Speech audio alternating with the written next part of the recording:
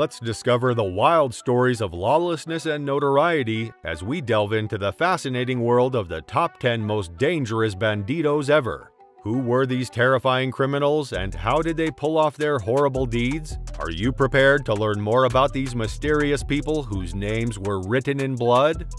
Number 10. Donald Eugene Chambers. Chambers and Bandidos members Jesse Fane Engine Deal and Crazy Ray Vincente kidnapped El Paso drug dealers Marley Leon Tarver and Preston Lee Ray Tarver on December 22, 1972, and drove them into the desert north of the city.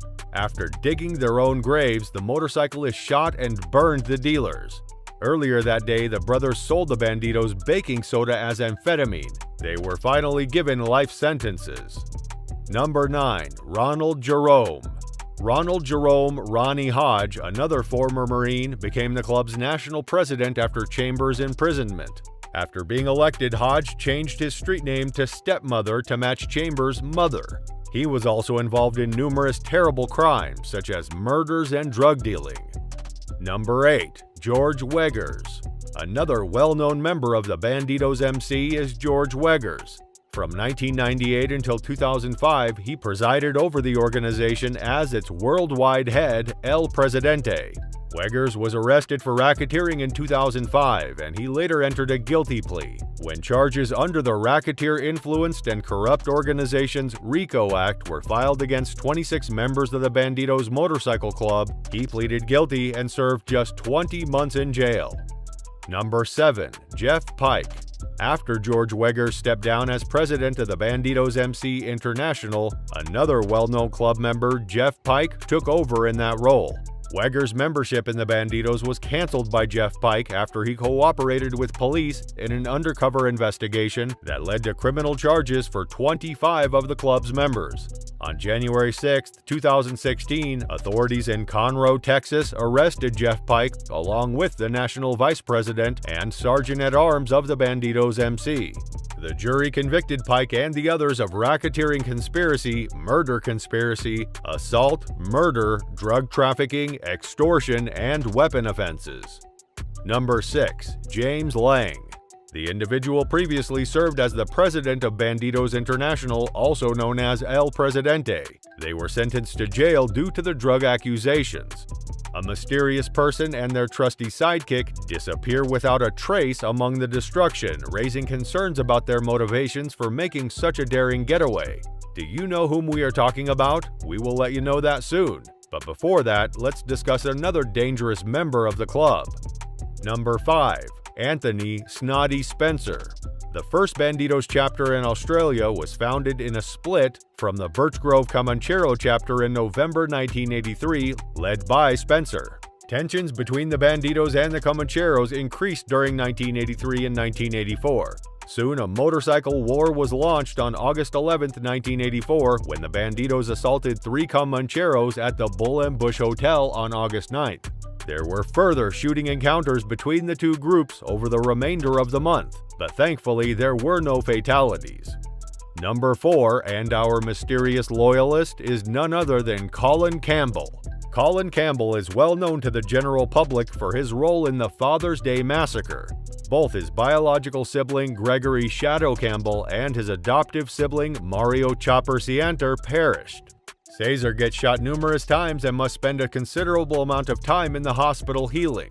Upon his release from the hospital, he and Donna relocate to Perth. Number 3. Craig Johnston. A previous head of the group known as Bandidos International, this individual served as El Presidente until the year 1998. The conviction for the serious narcotics crime resulted in a hefty jail sentence. After him, George Weggers became the new leader. Number 2. Justin Forrester. Forrester's affiliation with the Bandidos Motorcycle Club spanned a decade, starting in 2006 and ending with his arrest in January 2016. According to his testimony, at the time of his arrest, he held the position of Sergeant-at-Arms in the national chapter and was responsible for carrying out orders from Portillo and Pike. He provided valuable first-hand testimony regarding the various orders issued for racketeering crimes, which encompassed activities such as extortion, intimidation, beatings, and murder. In the top spot, we have Glenn Merritt. Bellingham, Washington native Glenn Merritt, 65, was given his sentence on Friday by U.S. District Judge John C. Coganor. Last year, when federal agents conducted a raid on the Bellingham-based gang, he was one of 32 people charged in Washington, Montana, and South Dakota. Members were charged with drug and firearm offenses as well as murder plots, witness tampering, and violent crimes in support of racketeering. George Weggers, the group's worldwide president, pleaded guilty to conspiracy to participate in racketeering and was sentenced to 20 months in jail. Of the 18 Bandidos defendants who have pleaded guilty, Merritt got the harshest punishment. He was accused of selling firearms and illegal drugs to an undercover informant on 4 separate occasions. 52 firearms were found in his residence by federal officials. He was also accused of beating a club prospect who had complained about him and trafficking stolen cars and motorcycle parts. Who among them did you find the most dangerous and daring? Do let us know in the comments below.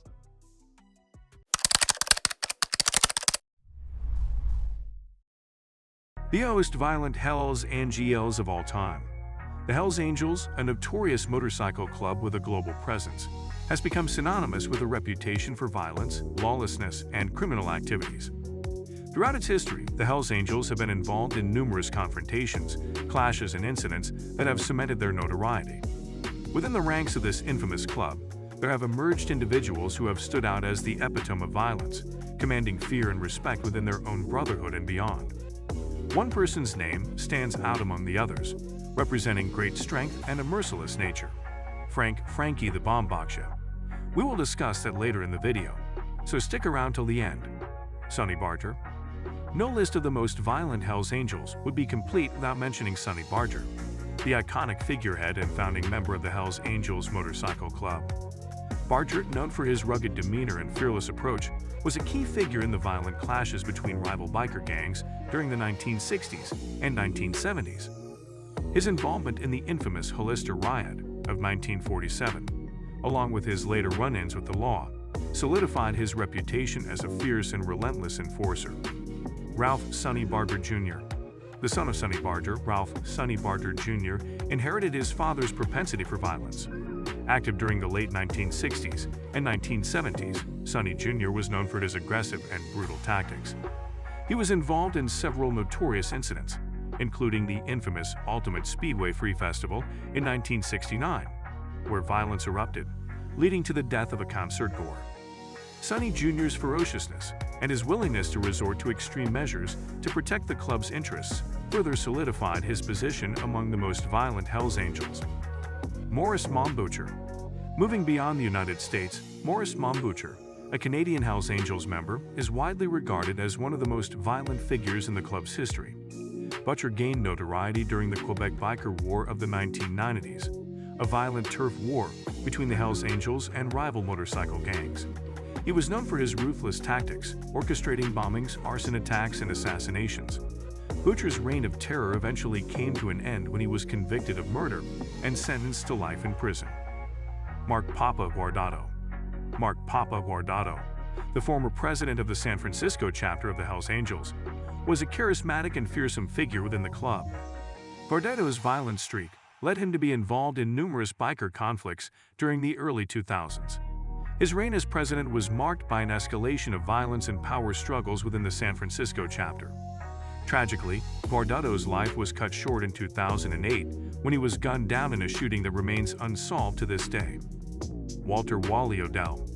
Walter Wally Odell, a member of the Hells Angels Motorcycle Club in California, was notorious for his involvement in drug trafficking, extortion, and acts of extreme violence.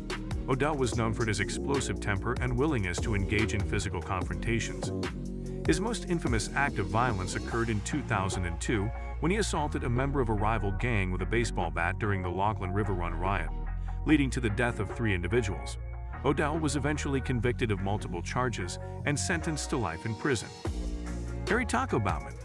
Harry Taco Bauman was the former president of the Hells Angels Motorcycle Club in the United States, serving from 1989 to 1997. Known for his violent temperament and criminal activities, Bauman was heavily involved in drug trafficking, extortion, and organized crime. Under his leadership, the Hells Angels became embroiled in a series of violent conflicts with rival gangs, resulting in numerous casualties. Bauman's reign as president came to an end when he was arrested in 1997 on federal racketeering charges, ultimately leading to his conviction and life imprisonment. George Christie.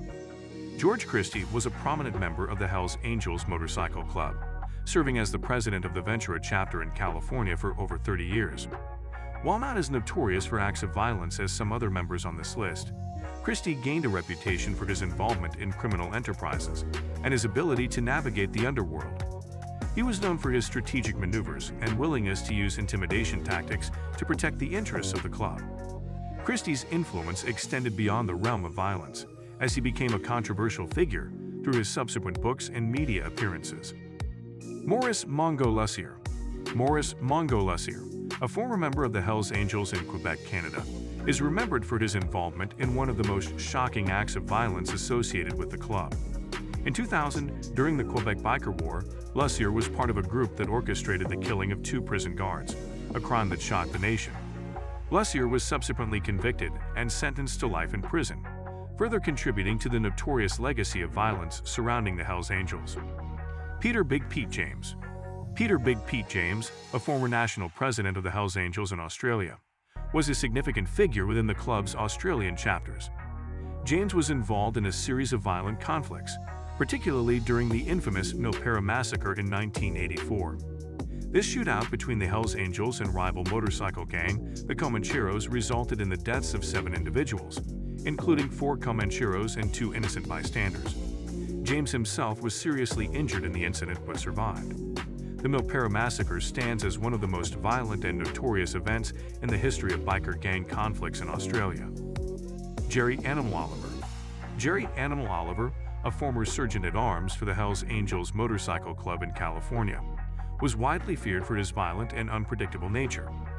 Oliver was known to carry out acts of brutality with little provocation and had a reputation for using his physical strength to intimidate and attack adversaries. His involvement in various criminal activities and violent incidents contributed to the overall image of the Hells Angels as a dangerous and formidable organization. David Davidwell. David Davidwell, also known as Yankee, was a prominent figure in the Hells Angels Motorcycle Club in Canada. He served as the president of the Hells Angels Ontario chapter and was known for his involvement in organized crime, drug trafficking, and acts of violence. Atwell was a central figure during the Quebec Biker War and was involved in several violent clashes with rival gangs. His criminal activities eventually led to his arrest and imprisonment. Frankie the Bomb Baksha.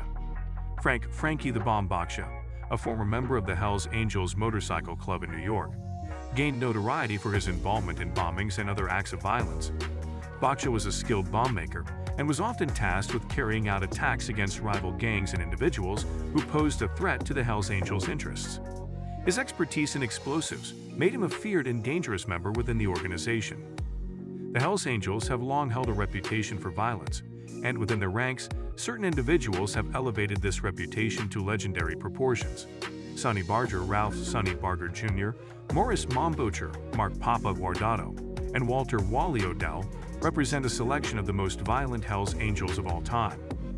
These individuals, through their ruthless tactics, acts of terror, and involvement in criminal activities, have left an indelible mark on the history of the Hells Angels. However, it is important to note that these individuals do not define the entire club, as there are many members who have chosen a different path and have distanced themselves from the violent elements. So guys, let me know your thoughts in the comments section below. For more interesting content, give this video a thumbs up, and don't forget to subscribe to the channel for more awesome content. Have a nice day, and I will see you in the next video. Let's step inside the exciting world of John Javier Portillo, the Bandidos' most dreaded legend and ultimate mystery. He cast a palpable shadow across the history of crime, radiating menace and cunning beyond comparison. Get ready for an exciting adventure as you go further and deeper into his perilous dominion, where peril lurks around every corner, and your adrenaline soars at the prospect of the unknown. What terrible things happened to him that made him the most dreaded member of the Bandidos? Let's check it out.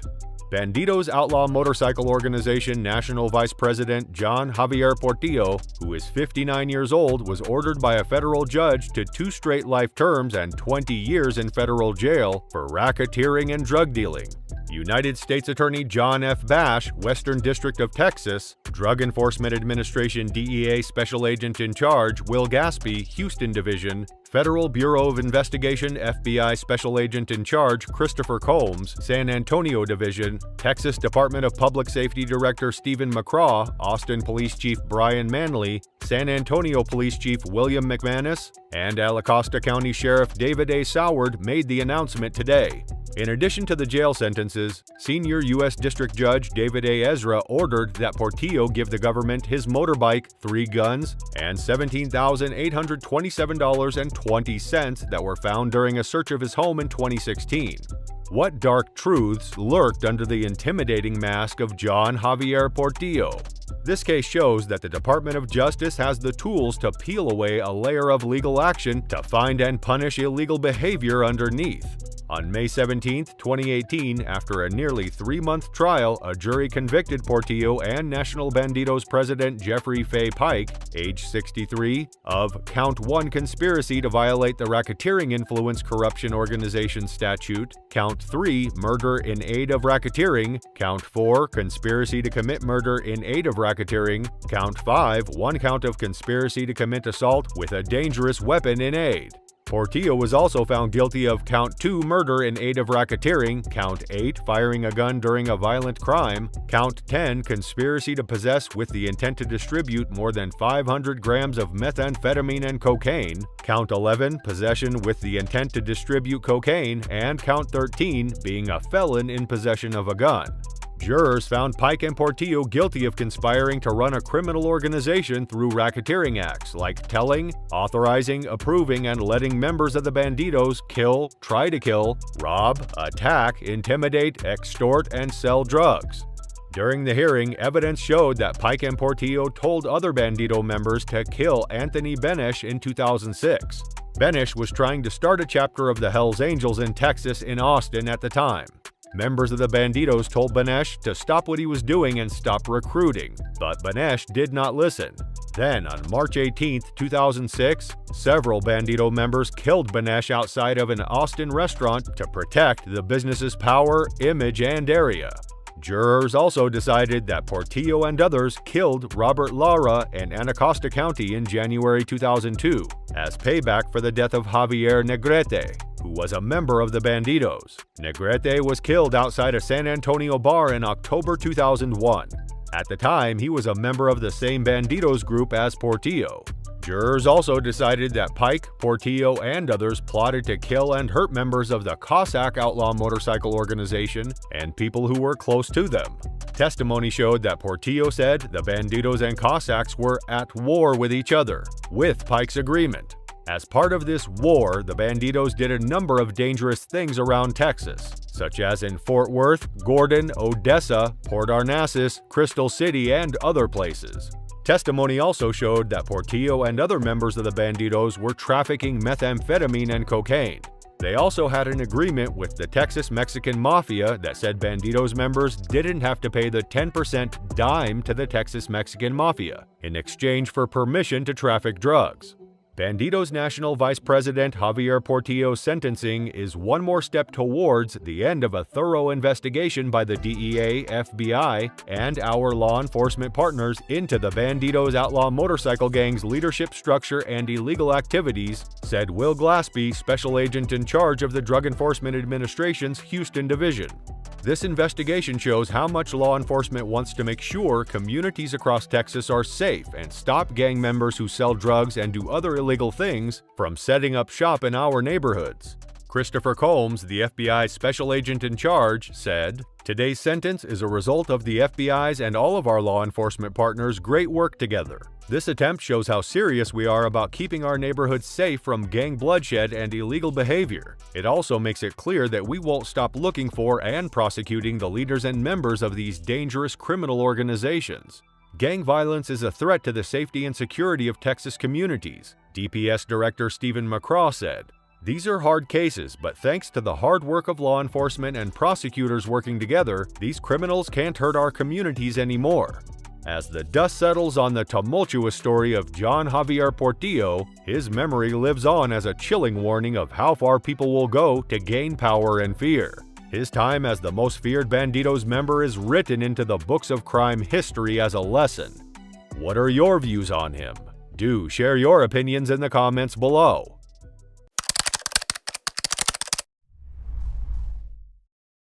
What comes to your mind when I say woman? Maybe a sweet, beautiful, or humble figure. But in today's video, we're going to introduce you to such women who have been the most dangerous ones in the history of the Hells Angels. Let's dig deeper and find out what horrifying crimes have they committed. Starting off our countdown, number 7 on the list is Rosie Ramirez. Ramirez's tale exemplifies her bravado and unrestrained violence. Her fiery demeanor and courage were well known in the rough world of outlaw motorcycle organizations originating in Arizona. Being reared in a rough environment, Rosie's fearlessness distinguished her as one of the most formidable individuals in Hells Angels history. She was also recognized early on by her unwavering spirit and determination to give in. She found comfort on a bike's back, capturing the tensions of the Hells Angels by expressing an untamed, raw energy.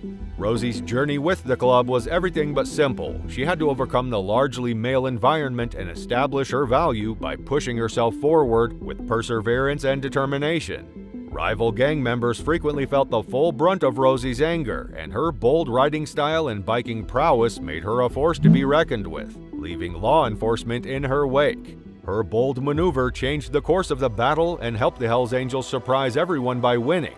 However, Rosie's aggressive temperament and volatile temper were a double-edged blade that both gained her admiration and fear. She became one of the most sought-after girls as a result of numerous interactions caused by enforcement. Rosie was confronted by Angels members, but she remained unrepentant and unconvinced, refusing to submit to the authorities. The next one on the list is Lena Lethal Lawson.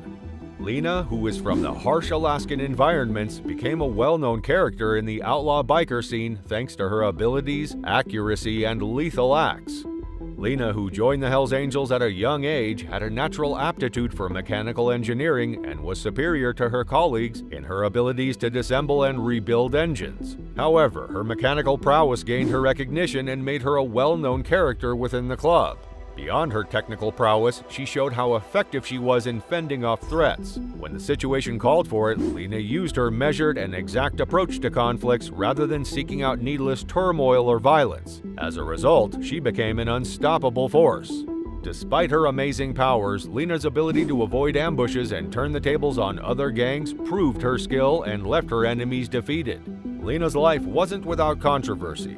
Because of her deadly effectiveness, she became a top target for law authorities, which resulted in ongoing surveillance and investigation. Lena was evasive though, so she could always keep one step ahead of the law. Lena Lethal Lawson was an invaluable member of the Hells Angels because she operated on the edge of morality, making it difficult for law enforcement to apprehend her. Moving on to number 5 on the list is Daisy Donovan. Donovan was a woman who epitomizes the virtue of courage. Daisy was no stranger to risk, and she had a thrill-seeking mentality that drove her to seek out difficulties. She eventually joined the Hells Angels as a result of this, a group renowned for its love of freedom and contempt for danger. Daisy joined the Hells Angels after performing a risky deed when a rival gang stole a valuable motorcycle. Daisy took it upon herself to do it for the club. Her bold deed earned her the moniker Death Wish and cemented her standing. Daisy's reputation for daring deeds among the Hells Angels increased as she became one of the group. She was well known for her rash courage. She was a significant asset to the club, gladly taking on responsibilities that others thought were too risky, being composed under pressure and not backing down from any challenge. Daisy, however, frequently found herself at odds with the law because of her daring spirit. Despite having several run-ins with the law, Daisy avoided being caught in the act and relied on her wits and fast thinking to get herself out time and time again. One of Daisy's most famous feats was a high-speed pursuit by law enforcement on the motorcycle she was riding. Daisy expertly avoided capture by pulling off a series of spectacular maneuvers that left the pursuing officers in her trail. Stepping on to number 4 is Firebrand Fiona. Growing up in Chicago, Fiona Firebrand Fitzpatrick, a female Hells Angels 7, stood out among the group as a woman of ferocious passion and unwavering drive. Her rebellious nature and love of motorcycles led her to the Hells Angels, where she soon established herself. She was a natural maverick who refused to accept the current quo. Fiona gained the moniker Firebrand for her ferocious rants and appeals for disobedience against social conventions. She also became the Hells Angels spokesperson and rallying cry, encouraging her fellow club members with her passionate words. Her influence extended beyond only her remarks. She was a lady of action when she was alone herself and frequently took the lead in conflicts with opposing gangs. Significant misdeeds happened during a citywide action against motorbike gangs. She planned rallies against the crackdown against the Hells Angels because she would not be intimidated. However, the intensity and defiance of these demonstrations sent a strong message to the government that the Hells Angels would not back down. Fiona was frequently targeted by law enforcement due to her rebellious character. Despite being in their sights, she persisted in her mission. Coming in at number 3 is Tara Tornado Thompson. Tornado Thompson was distinctive. The Hells Angels welcomed Tara's temperamental disposition and her inability to back down from a confrontation, which drove her to join the group. She rapidly made friends with other members of the club thanks to the organization's acceptance of her stormy personality. Tara had a forceful presence due to her direct demeanor and knack for inspiring her fellow Angels. Because of her erratic behavior, Tara is known as the Tornado, a suitable illustration of the chaos whirlwind she frequently brought on with her. She was unwavering in her commitment during a tense argument with a rival gang in one of her most illustrious feats. In this battle, Tara rallied the Hells Angels and led a furious assault on the rival squad, earning her club a resounding victory. Due to her aggressive personality, Tara was frequently targeted by law enforcement. She was constantly being watched. Tara, though, always managed to remain one step ahead. She used her erratic personality to scatter and confuse her pursuers in the Hells Angels world. Thompson was a powerhouse who insisted on respect for her combative nature. She quickly became one of the most revered and feared people in the world of outlaw motorcycles due to her leadership skills and capacity to unite her fellow Angels. Moving on to number 2 in the list is Nightmare Nina. Nicholson Nightmare Nina Nicholson stood out as a person who instilled a mixture of respect and fear in the dark corners of New Orleans. Nina joined the Hells Angels because of her tough background, which sharpened her survival instincts and strategic thinking skills. She also joined because of her love of motorcycles, where she excelled right away. Nina's strategic insight developed into a useful resource for the club, enabling them to give them an advantage in conflicts. Her merciless strategies with competing gangs had her enemies cower in fear, garnering her the moniker Nightmare. She was a formidable opponent with the capacity to make every confrontation a nightmare. One of Nina's most illustrious feats involved a difficult turf war with a rival gang. Through her tactical foresight and execution, she outwitted the opposition group and secured a crucial victory for the Hells Angels. This accomplishment further cemented her reputation as a tactical genius within the outlaw motorcycle community. Nina's brutal methods frequently made her a target for the police. She continued to be closely watched by several agencies, and everything she did was carefully observed. Despite the strain, Nina consistently avoided getting caught by the law. Nina Nightmare Nicholson was more than just a member of the Hells Angels. She was a tactical expert who inspired both fear and respect in equal measure. In the top spot comes Brenda Breakneck Brooks.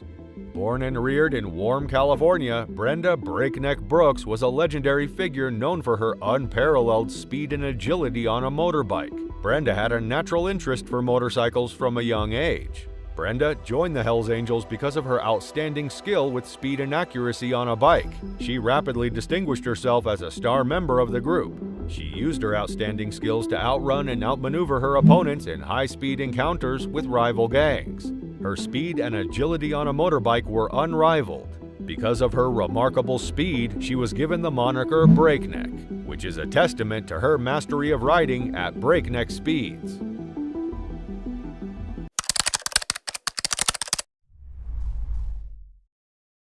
Let's step into the shadows of the feared Mongols biker club, where an enigmatic leader holds all the cards and calls all the shots. Shrouded in mystery, this figure holds sway with an iron fist and strikes fear into the hearts of all. Who is the cunning puppeteer pulling the strings of the Brotherhood's might? Scott Jr. Erikson is the most fearsome Mongol leader ever. In the year 1980, Scott Jr. Erikson became a member of the Mongol motorcycle gang. He served as president of the National Club 4 times and saw it expand from a few hundred members in California to thousands of members all over the world. Jr. prioritized the Mongols over everything else, demonstrating that the Mongols are more than simply a motorcycle club, they are a brotherhood, which is a large part of the reason the club has become as well known as it is today. A brotherhood for which he had been willing to lay down his life for 30 years. A friend and Jr. went fishing at the lake in 1974 when he was very young. A large man with a lengthy beard and hair rode up on a motorcycle and parked it near the lake while they were there. As they watched the rider dismount and light up, they saw that guy was wearing a vest with a Mongols motorcycle club patch.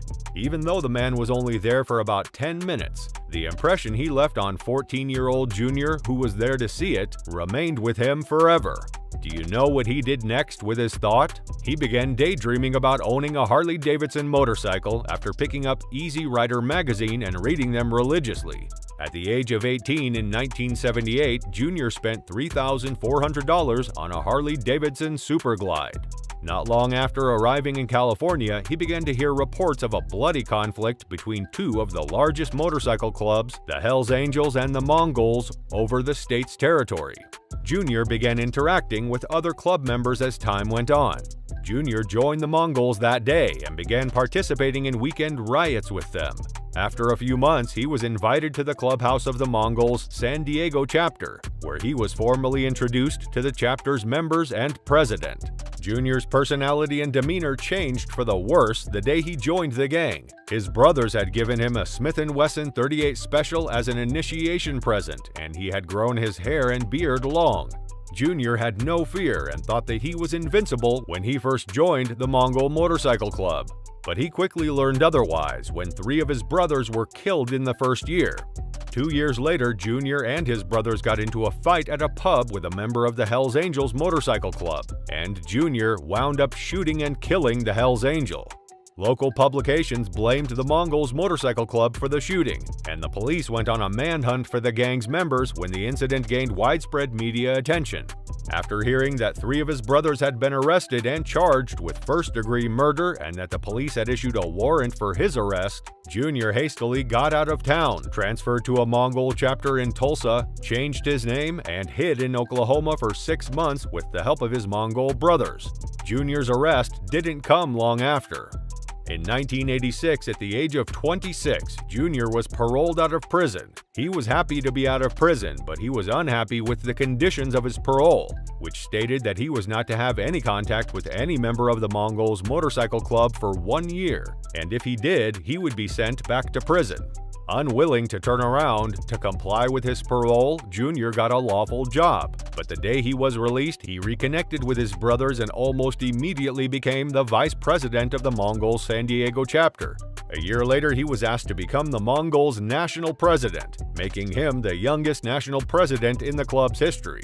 As time went on, Jr. became increasingly devoted to the Mongols, to the detriment of nearly all of his other connections.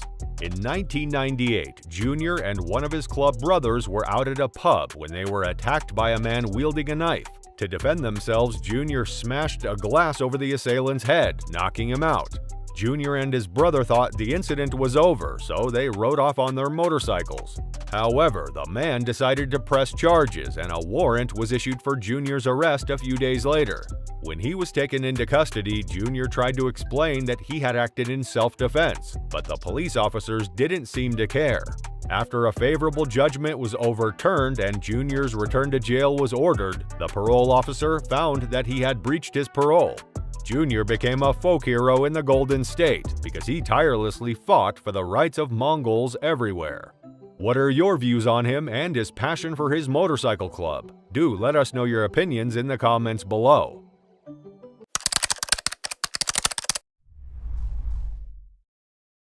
A sinister power cloaked in leather and spurred by rebellion emerged from the shadows of the 20th century. The name Hell's Angels alone was enough to strike fear into the hearts of many. Their mysterious leader, Sonny Barger, seemed to live on the outside of society, constantly testing the limits of what was considered acceptable. They made their mark in history with every turn of their turbulent journey, leaving a wake of destruction and unrelenting defiance in their wake. Let's check out what specific actions or decisions did this Hell's Angels boss take that made him the most brutal of all the gang leaders. Born in Modesto, California on October 8, 1938, Sonny Barger is a man who defied all odds to become one of the most notorious and celebrated figures in the world of outlaw biker gangs. His mother abandoned him and his father to raise him after 4 months when she runs off with a Trailways bus driver. His father is a day laborer who spends his nights and most of his money at waterfront bars, often bringing home women and children who have been abused. In 1956, Barger co-founded his first motorbike club, the Oakland Panthers, with a group of fellow military veterans. But things changed for him as he found his true calling in life. Having joined the Army with a forged birth certificate and being kicked out 14 months later when his deception was discovered back home, Barger struggled to find his place in the world. Hurry Up and Barge, one of the most infamous and feared members, Barger eventually becomes president of the Oakland Hells Angels and travels throughout the state of California negotiating territory and alliances with other Hells Angels chapters. However, with great power comes great corruption, and by 1960, the Oakland Hells Angels have established a massive narcotics network, becoming one of the most dangerous drug-dealing organizations in the country. In the early 1960s, the Hells Angels Motorcycle Club grew in size and notoriety, becoming one of the most feared outlaw biker gangs in the United States. Along with their increasing notoriety comes an increasing number of run-ins with the law and a growing number of slayings, making Barger a symbol of everything that is wrong with the criminal underworld. Despite Sonny Barger's presence at the Altamont concert and the fact that he was not involved in the stabbing, he was not charged in connection with the incident. The event and the Hells Angels' involvement cast a dark shadow over the club's contribution to the concert and the lives of those who attended. Meredith Hunter, 18, was killed when she was stabbed by a Hells Angel after aiming a firearm at the stage. But this was not the end of his brutality. There was one more person who was killed by Barger. Do you know who we're talking about? We will let you know soon, but before that, in the 1970s, there were some other challenges waiting for him.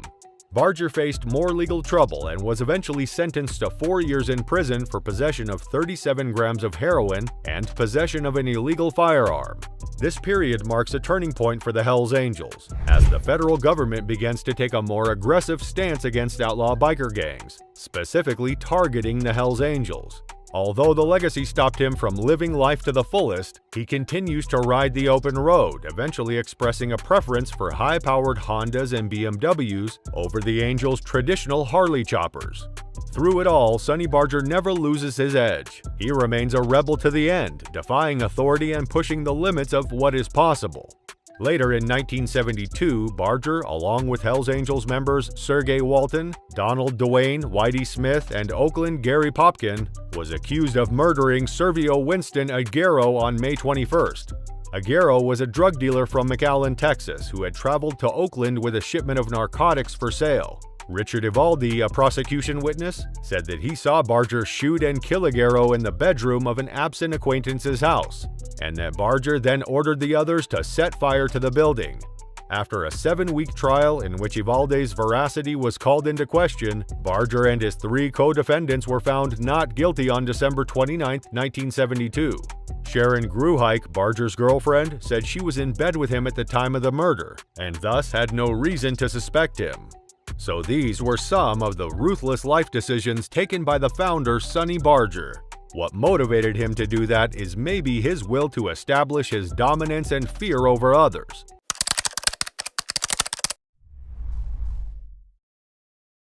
Introducing the epitome of fear, the most feared man in the history of Hells Angels Motorcycle Club, also known as the HA, the Red and White and the 81 have carved their name into the annals of infamy.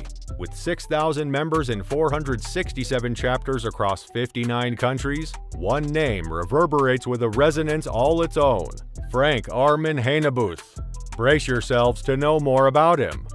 In Garbsen-Osterwald, Germany, Frank was born into a middle-class family. From an ordinary life, he became the leader of the Hells Angels in Europe. But how did it all start? Fate took him from carpentry to Hanover's red light district, and in 1995 he rose to prominence as a president of the Hanover chapter of the Bones Motorcycle Club. Let's have a look at how did this journey shape his destiny. In 1999, Frank joined the Hells Angels and became a powerful leader in Hanover, Germany. His chapter grew in wealth and influence, making Frank a respected figure in the criminal world. However, his reign was short-lived. In 2000, he faced arrest for trying to set up brothels in Hamburg. He was found guilty of a violent crime and spent 3 tough years in prison. But Frank didn't let this setback break him. After his release, he focused on expanding the Hells Angels in Hanover and throughout Germany. He was praised by the media for bringing peace to the once chaotic Steindorfertal, a neighborhood known for its violent clashes between Albanian, Russian, and Turkish gangs. But did you know that Frank Armin Hanebuth had a different side too? Yes, you heard it right. Newspapers like Hannoversche Allgemeine Zeitung and the New Press revealed his sophistication and respectability. Through his attorney, Getz Werner von Fromberg, Frank built connections with political and business elites in Hanover. But then, on May 24, 2012, a raid by the State Criminal Police Office of Lower Saxony and GSG 9 shook the underworld. What happened next? The investigation into alleged contract killings ordered by Hanebuth was dropped due to lack of evidence, leaving behind an air of mystery. After the raid, he sought refuge in Mallorca, where he assumed the role of the president of the local Hells Angels chapter. But his sanctuary would be short-lived. On July 23, 2013, he was arrested in Mallorca, facing a multitude of charges. As the man in charge of the Hells Angels operations in Spain, he and his fellow club members were accused of forming a criminal organization, promoting illegal prostitution, drug trafficking, and money laundering. Following his arrest, he spent 4 weeks in solitary confinement before being remanded in normal custody in September 2013.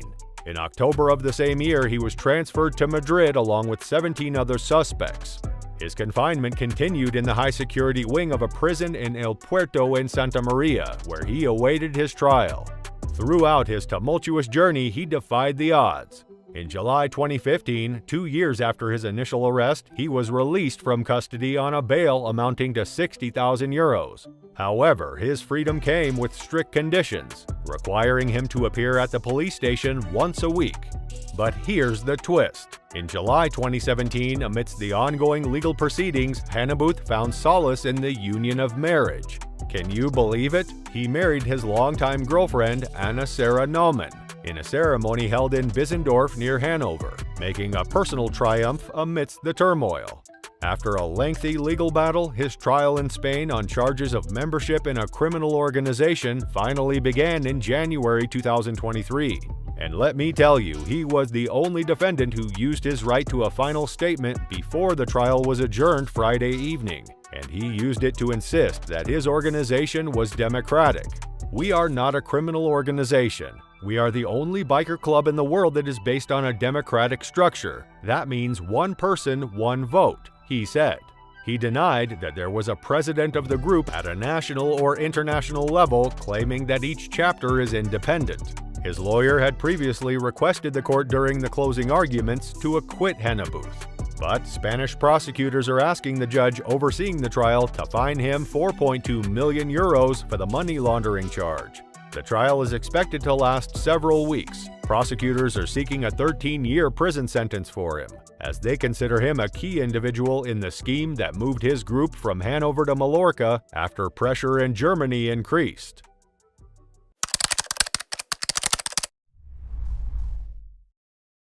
Let's step into the shadows of the feared Mongols biker club, where an enigmatic leader holds all the cards and calls all the shots. Shrouded in mystery, this figure holds sway with an iron fist and strikes fear into the hearts of all.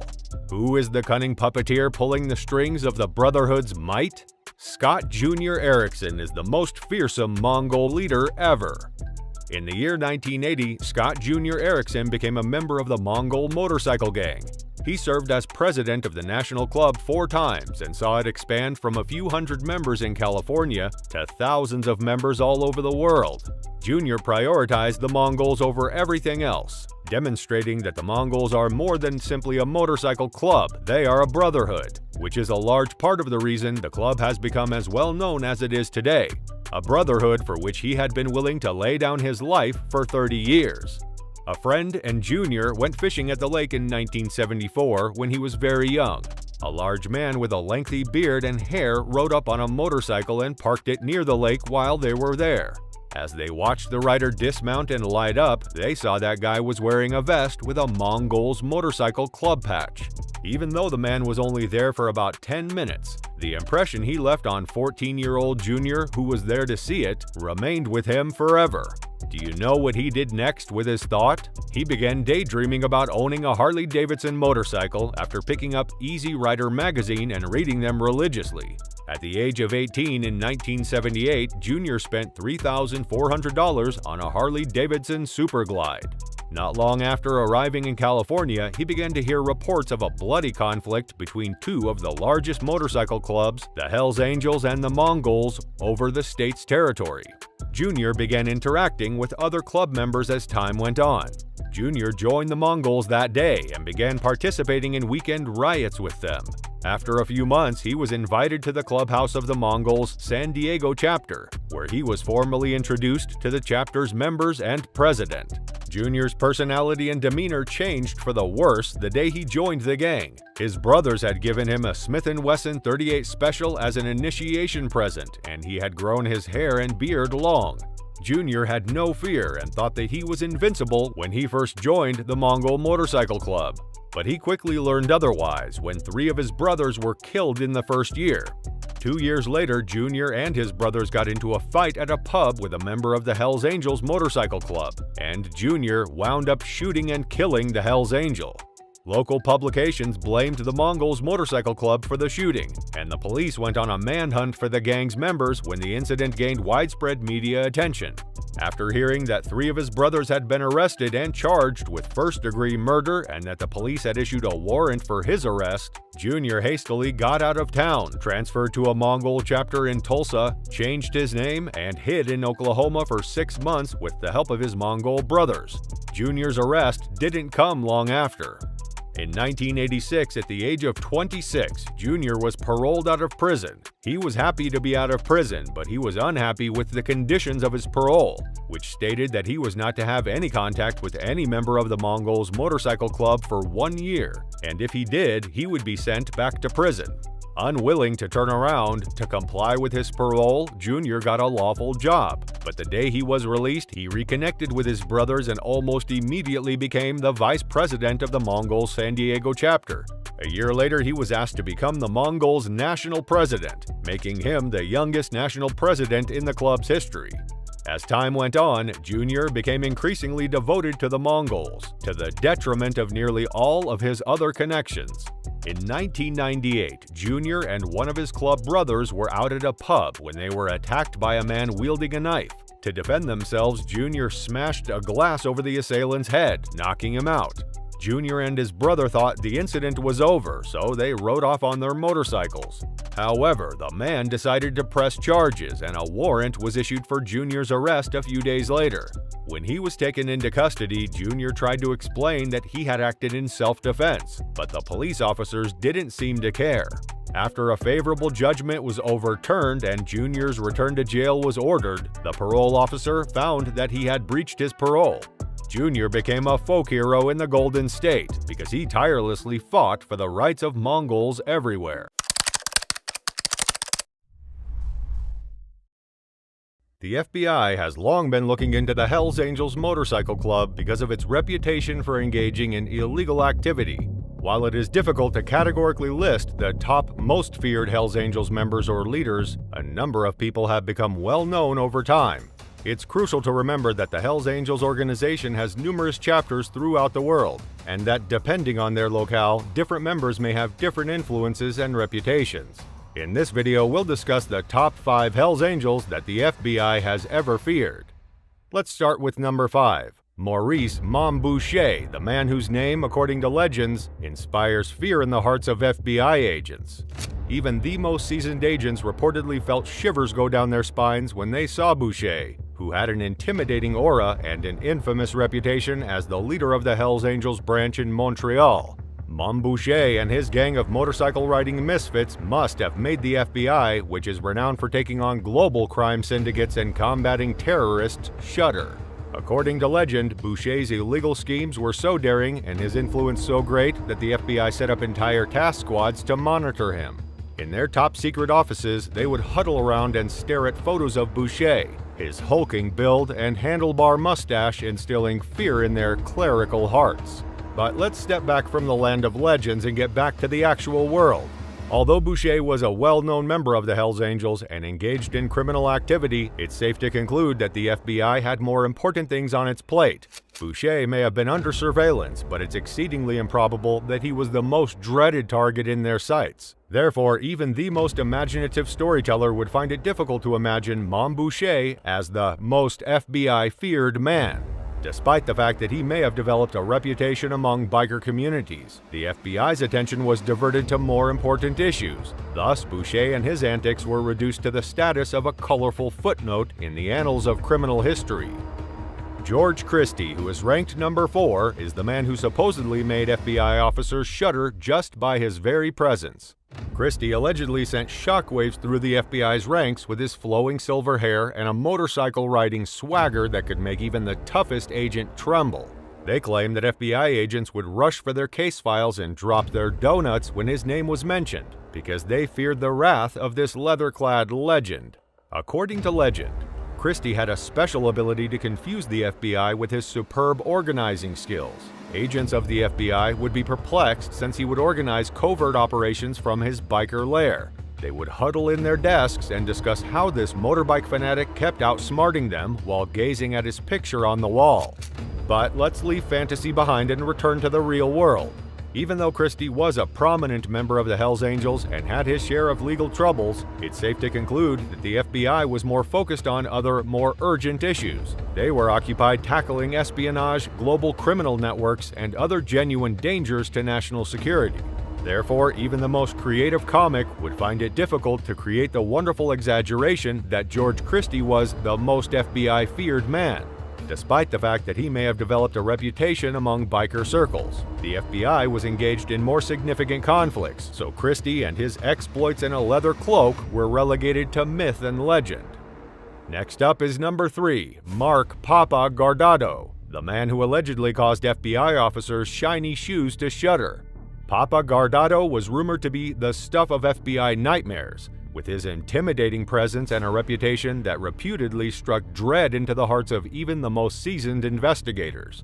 Agents would cluster in their poorly lit offices, holding onto their credentials tenaciously, seeking to avoid coming into contact with this intimidating individual. According to legend, Guardado had a supernatural ability to avoid FBI observation. Agents would be left perplexed as he would vanish into thin air, calling into question their education. They would congregate in their personal hiding places, huddle around his image on the wall, and ponder how this motorcycle-riding outlaw could outwit them at every turn. But let's leave the land of fairy tales and head back to the real world. Guardado probably played a big role in the Hells Angels and engaged in some illegal activity, but it's safe to conclude that the FBI faced more formidable foes. They were occupied battling drug cartels, organized crime groups, and other genuine threats that needed their full attention. So, even though Papi Guardado may have developed a reputation among bikers, to claim that he was the most FBI-feared figure is a ridiculous exaggeration that would be difficult for even the most creative storyteller to construct. Papa Guardado and his leather-clad exploits were left to exist in the world of fiction and folklore, since the FBI had more important problems to take care of. Stepping on to number 2, Maurice "Satan" Bernardo, who according to legend was the man whose nickname alone gave FBI investigators shivers.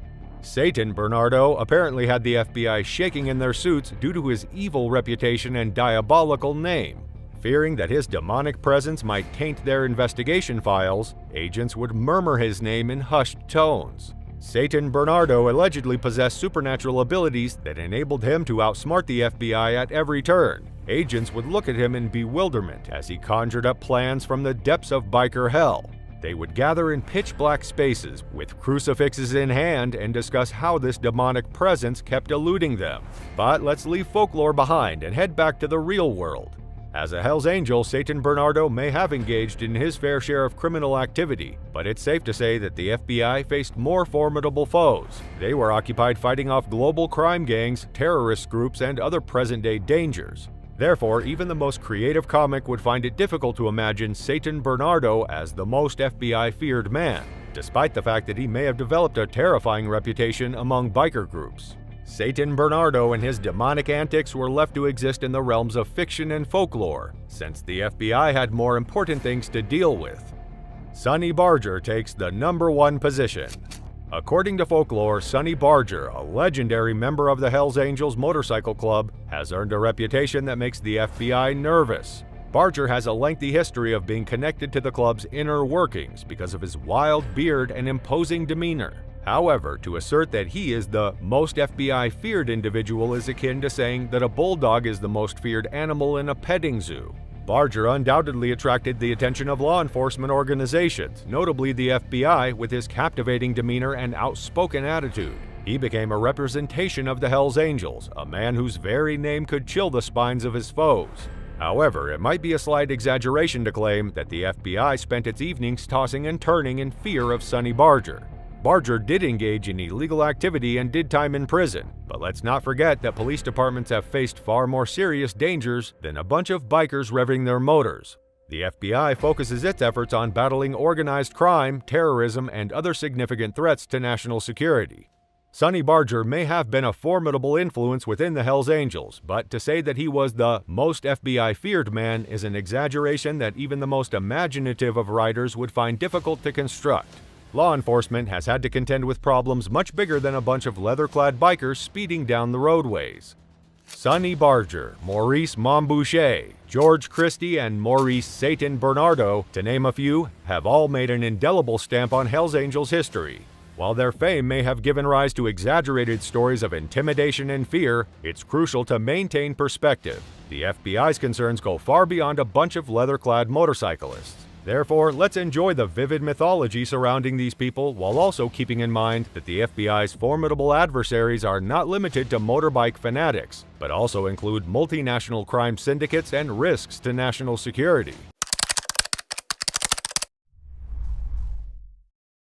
Over the course of its history, the Hells Angels motorcycle organization has had its fair share of scary and dreaded members. These people have earned a legendary status within the group and are renowned for their grit, loyalty, and involvement in crime.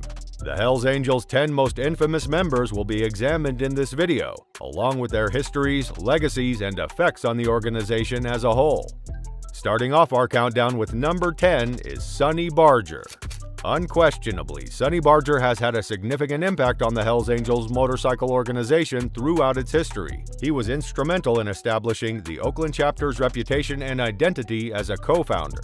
Within the Hells Angels, Barger was the absolute leader. For many years, he presided over the Oakland chapter and established himself as the club's national and worldwide face.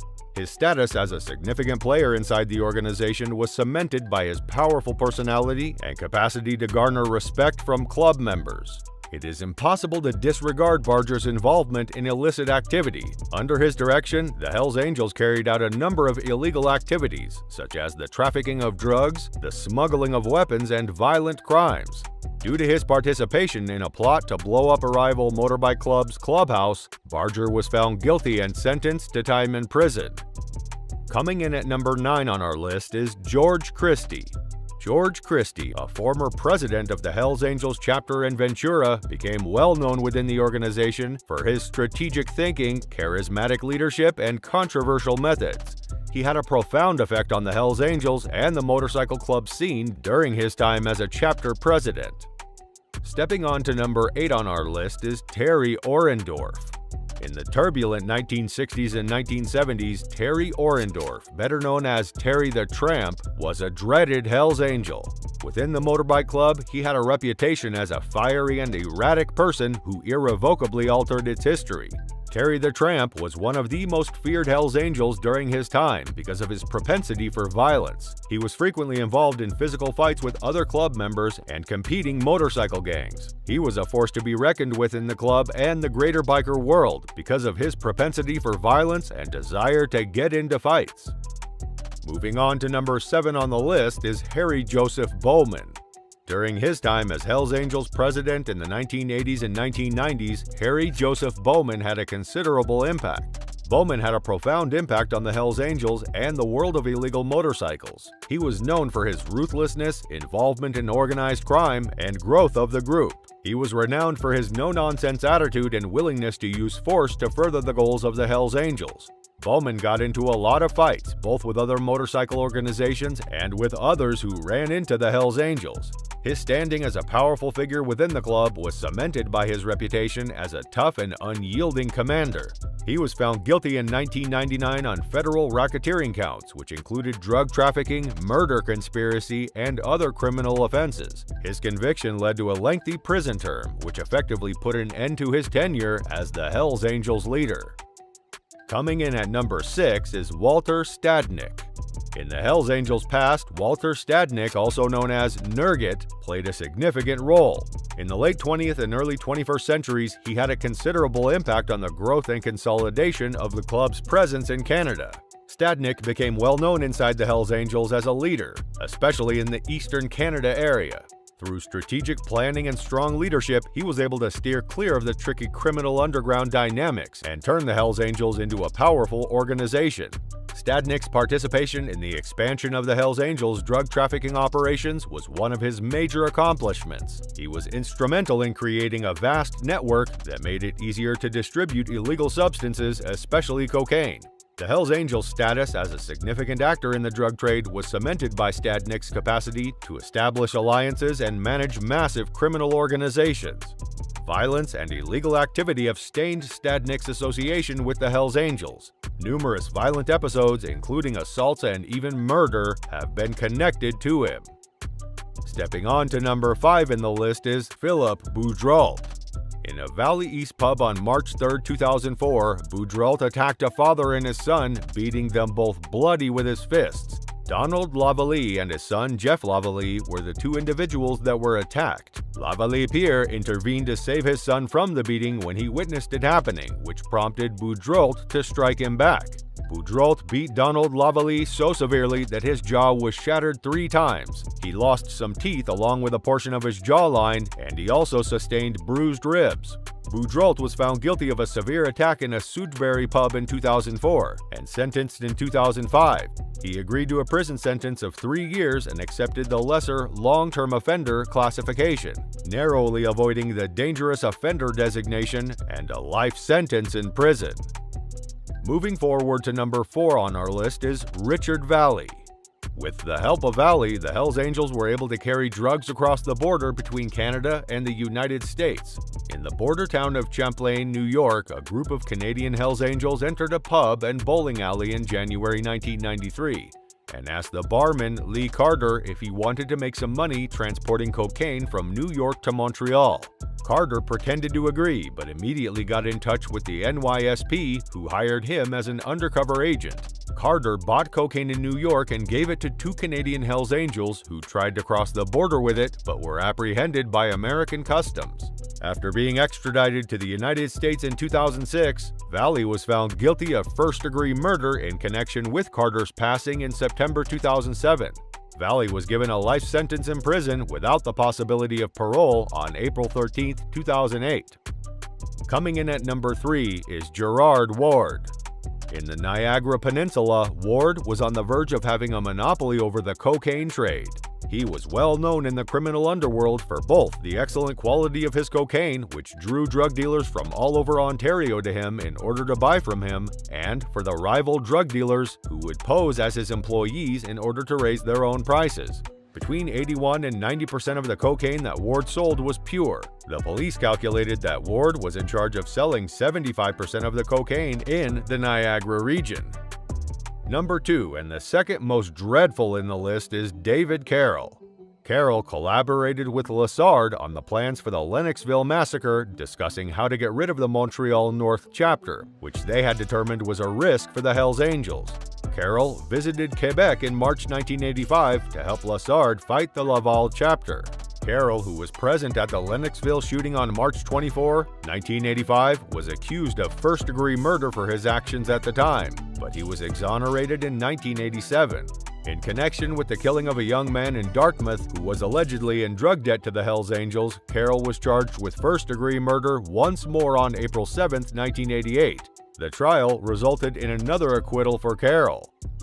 In the top spot, and number 1, is Maurice Boucher. Boucher was found guilty of rape after holding a gun to the head of a 16-year-old girl in September 1984 and threatening to shoot her immediately if she refused to have sex with him. Boucher was able to fraudulently receive unemployment benefits while he was incarcerated. The address where the checks were being sent was a prison, but a clerk didn't realize it until just before his release in January 1986. Boucher joined the Montreal chapter of the Hells Angels motorcycle organization in 1986, not long after serving his 40-month-long term for the armed sexual assault, and advanced through its ranks fast. In 1988, Boucher traveled to Mississauga, Ontario, where he attempted to hijack a truck and take it back to Montreal, but he was quickly apprehended by the Peel Regional Police.